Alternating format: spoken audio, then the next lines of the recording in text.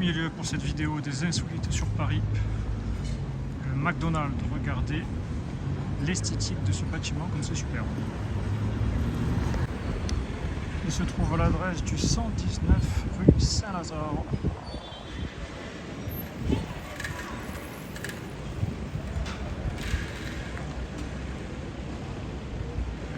N'hésitez pas à le faire. À rue Royale, vous pourrez trouver la dernière affiche de mobilisation générale de la Première Guerre mondiale. Le 1er août 1914, elle a été installée. Une pièce de l'histoire.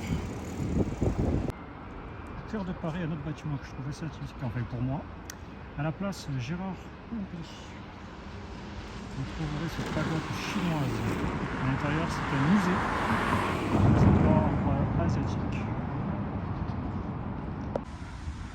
La chapelle expiatoire et son jardin.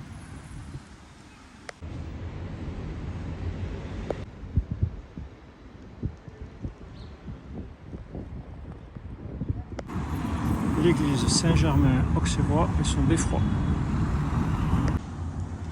Villa Léandre. Dans le quartier de Montmartre, c'est très joli. Ça change. Un coin plus calme, des maisons sympathiques à découvrir.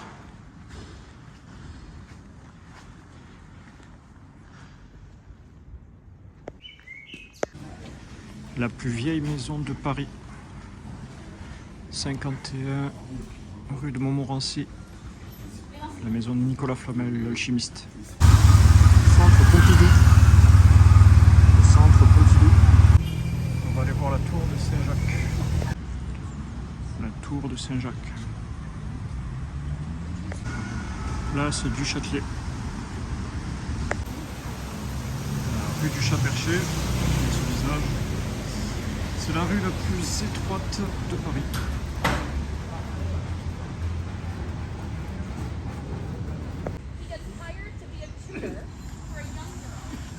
L'arbre le plus vieux de Paris. Vous trouverez rue Saint-Julien-le-Pauvre.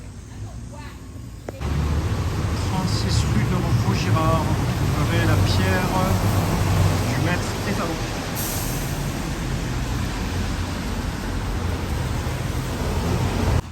L'église Saint-Sulpice. Cathédrale de Notre-Dame pour la construction. C'est le point de départ pour rentrer. Direction maintenant la Nationale 7. En cours de redescente, première partie sous la pluie.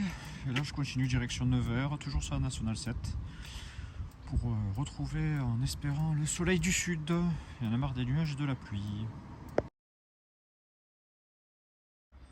Toujours sur la Nationale 7. Alors pas beaucoup de vidéos, il a plu. Comme pour le bon cliché habituel, la pluie a fortement cessé à partir de Valence. Là, je suis au niveau de Pierre-Latte, je suis au niveau de la parfumerie de Grasse, usine qui se visite, je vous le recommande, sans compter qu'il y a des très bons parfums, il y a des prix très intéressants. Et je suis en face, juste en face de moi, il y a la ferme au crocodile, pareil.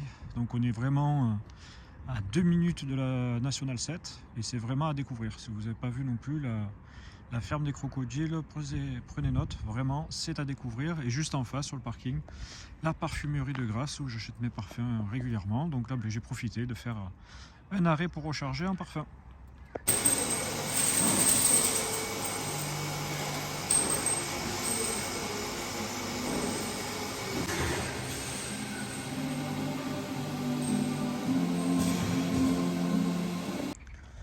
Bon, sinon avec la pluie, la moto est dans un état. Elle sera contente de fréquenter le Karcher une fois arrivée à destination. Arrivé au niveau d'Orange, bon c'est appréciable, peu de pluie, je peux même vous faire des vidéos, reprendre, mais je referai une vidéo spéciale Nationale 7 que je peux bien faire à cause de la pluie. Ça donnera l'occasion de refaire la route avec le soleil.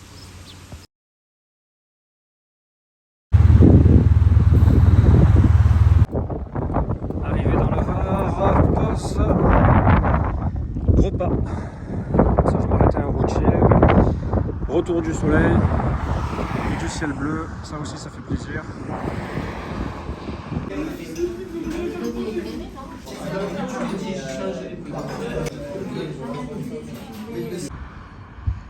reste plus que 46 km et c'est terminé. J'ai bien mangé, ça fait du bien. Il n'y a pas que la moto qu'il fallait recharger. Ça y est, de retour à la maison. Ça fait du bien, ça fait du bien. Alors il y a le vent, hein. Pour avoir du soleil ici, il faut du vent. Alors, kilométrage effectué aujourd'hui, je suis parti ce matin à 5 h. J'ai fait 452 km en 8 heures. Et le road trip complet, c'est 2139 km pour ces petites journées avec les 2 jours montée, 2 jours de descente et quelques jours sur Paris.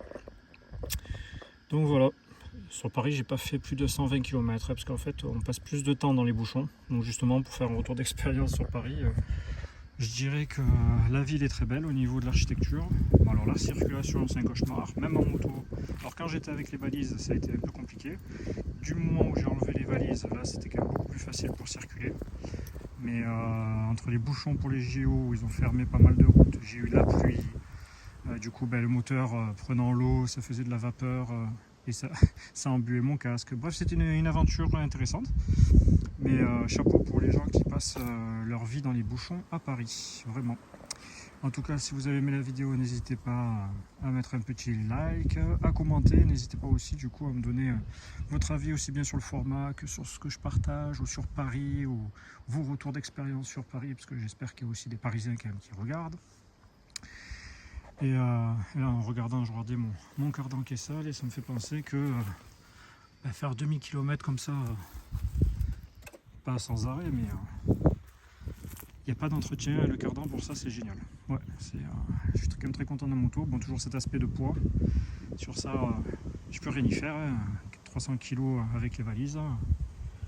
Dans les bouchons, ça se manipule pas de la même manière que quelque chose qui serait plus léger. Mais voilà, en tout cas, j'étais très content de cette aventure. Je referai d'autres d'ici peu que je partagerai avec vous. Donc encore une fois, merci d'avoir pris le temps de regarder la vidéo jusqu'à la fin, car si vous êtes là, c'est que vous avez regardé la totalité. Et je vous dis à très bientôt pour de nouvelles aventures sur les routes. Bonne route!